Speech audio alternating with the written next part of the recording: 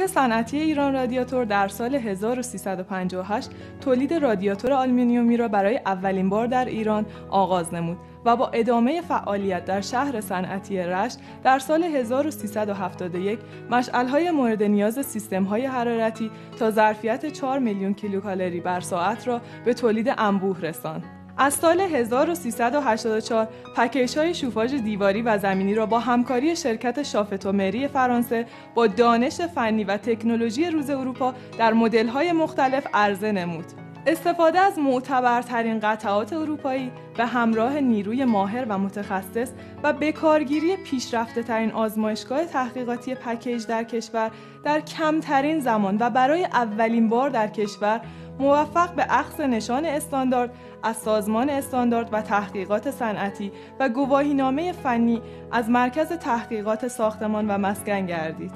حال پس از چند دهه فعالیت در صنعت تأسیسات، لوله‌های 5 لایه پکس آلپکس را با استفاده از مرغوب‌ترین مواد اولیه اروپای غربی با تکنولوژی روز دنیا وارد بازار نموده و در زمان اندک موفق به اخذ نشان استاندارد گردیده است. با تشکر از حسن انتخاب و اعتماد شما به شرکت ایران رادیاتور، امیدواریم با استفاده مناسب و حفظ نکات ایمنی، پکیج شوفاژ دیواری شما بهترین کارایی و کمترین هزینه نگهداری را در بر داشته باشد.